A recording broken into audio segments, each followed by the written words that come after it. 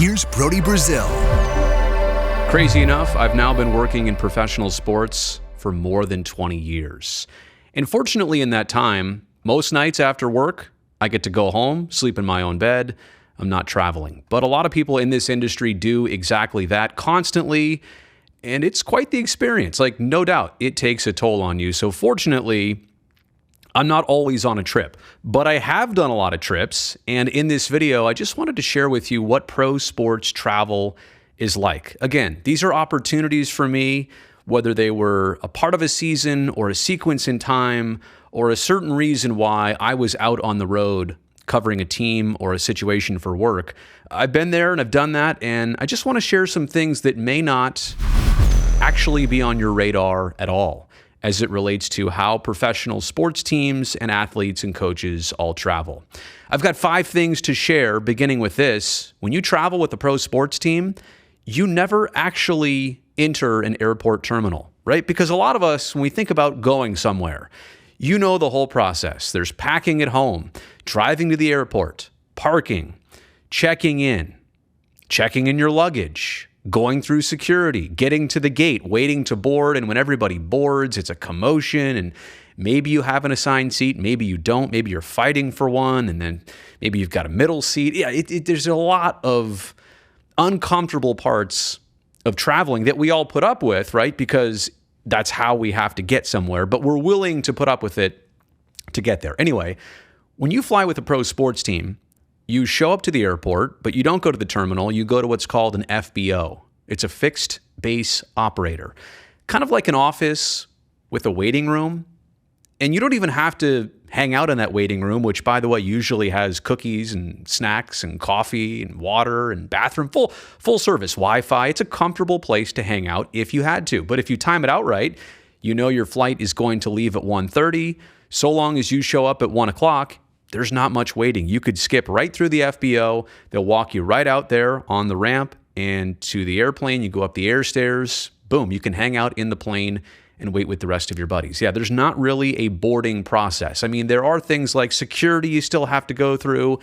There are customs that you have to go through if you're crossing a border, but it's literally like somebody pulling up in their car and you jump in when you're ready, and then you go when you're ready. So the whole experience of travel, as most of us understand it, it's entirely different when you skip the whole airport experience and process. And for that reason alone, it makes pro sports travel a lot more convenient. Got to be honest about that.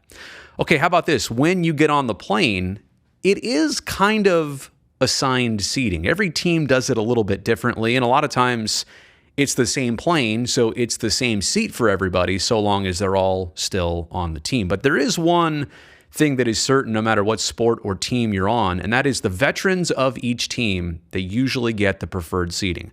The coaches usually sit in an area.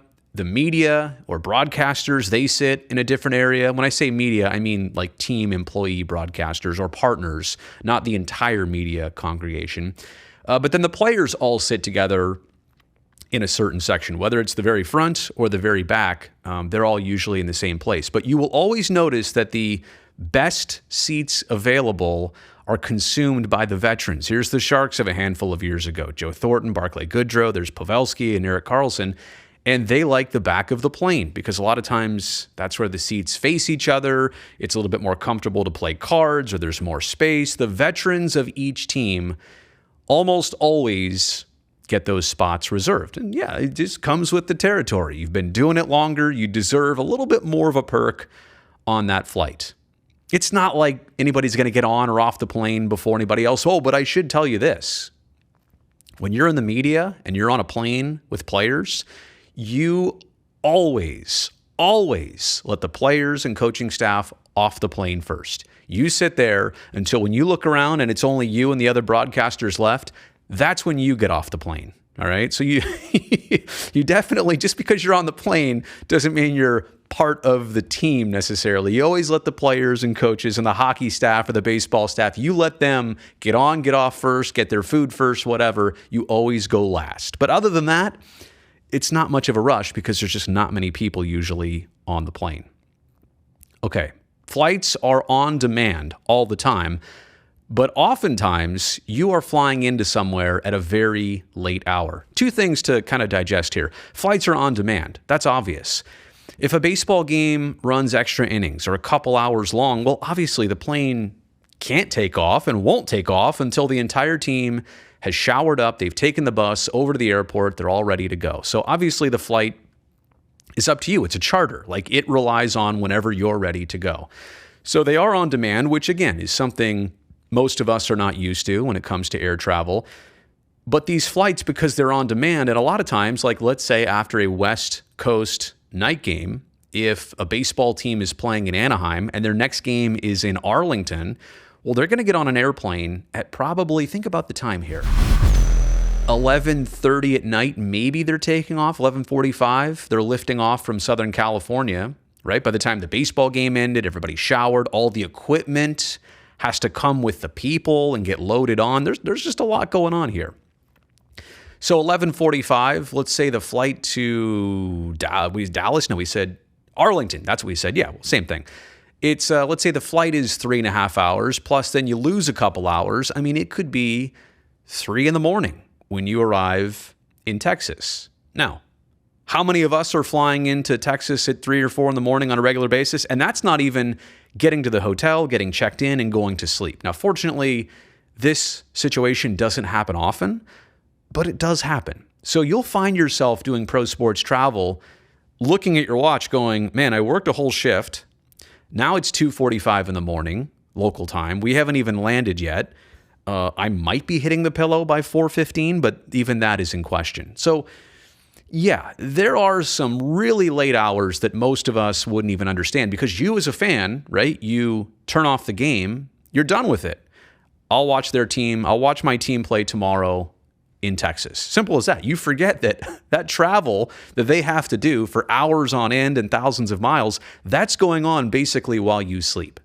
And they didn't. And granted, can you fall asleep on a charter plane and, you're not driving, everybody's bussing you around? Yeah, sure, it's easy. It's easier travel, but nothing competes with the late hours that you're very often pulling when traveling.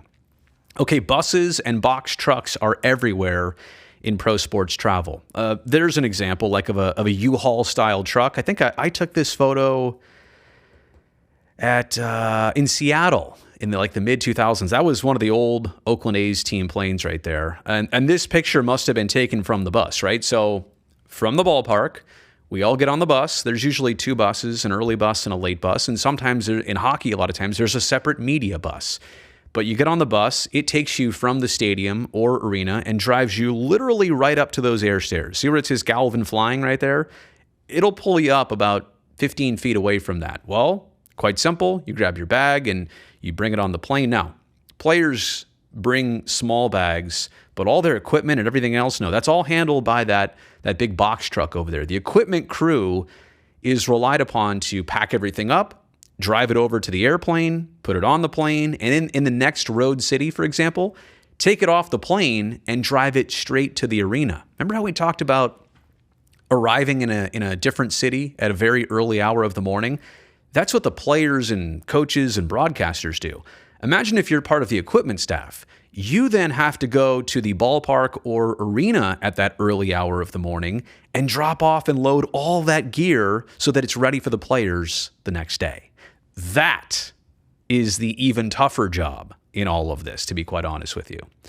So those box trucks and the buses, they're always surrounding the airplane. Obviously, buses for people, box trucks for equipment. And you would be surprised, honestly, at how much gear a baseball team or a hockey team needs when they travel. I mean, it's like a lightweight concert, in terms of the amount of rolling cases, etc. All right, last thing to share with you here. Once you get to the team hotel on the road, for example, right? If you're flying home, everybody, they leave their car at the FBO, and as soon as they get home, they jump in their car and drive home. But when you're on the road, you're obviously staying in a very nice hotel.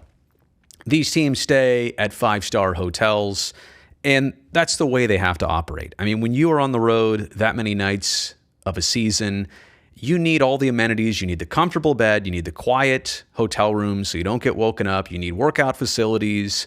amenities close to things. You want to make it as easy as possible when you travel because you do it so much.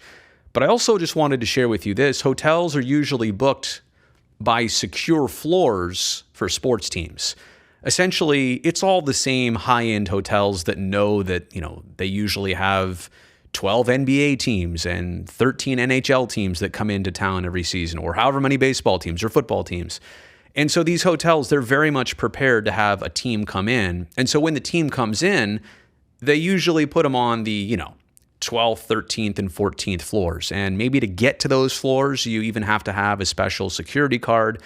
First off, they don't want to be publicized as hosting a lot of sports teams because they don't want a lot of fans showing up. But that still does happen. They usually keep the fans, as you've probably seen, outside the lobby for autographs and whatnot, whatever. But usually these hotels, they take care of the teams by putting them all on the same floors and all in relatively secure areas. You'd be surprised. Like, you walk down the hall and you're expecting to see other, travelers and tourists, but no, it's the third baseman's over there, or your goalie's right down the hall. So they do generally keep everybody together. I do have to say that a lot of times head coaches or general managers, when they travel, they can often be found in the presidential suites of these hotels. I don't know if that's the team's doing or that's the hotel recognizing that, hey, we've got this room and this opportunity. We're going to kind of, treat the boss like the king a little bit. So that does happen in road cities. But yeah, this was from a New York stay. I don't know, 5, 6, 7 years ago. That Conrad Hotel in the south tip of Manhattan is really awesome. That was a great stay. But yeah, you can see they are ready for you when you get there, and everything's very organized. You check in with your teammates. They literally, what's your name? Brazil. There you go. And they just have a line. You come up, they hand you your key. They give you a list of where everybody else is room-wise. So if you need to, back in the old days, why would you landline call them when you can text your buddies? But yeah, they give you a list of rooms so you know where everybody's at, just in case they say, hey, come to my room. You know where to find them. So anyway, I just thought all of that was at least worth sharing, worth documenting. You know what? Pro sports travel, it's fun. Like I said, for me, it's a balance of wanting to do it sometimes when the situation is right and when the opportunity is good, when there's a good reason, right? But also, if you work in this sports business as an athlete or a broadcaster, it's a lot to be on the road literally half the time for 6 or 7 plus months every year. It takes a lot out of you. I know fans will say it's like vacation, but it's not. It really is not, with the amount of work and effort that goes into it. It is fun once in a while, but it's definitely an interesting part of the job. So, hey, let me know what you thought of this video. If you have any more questions, put them in the comments section below.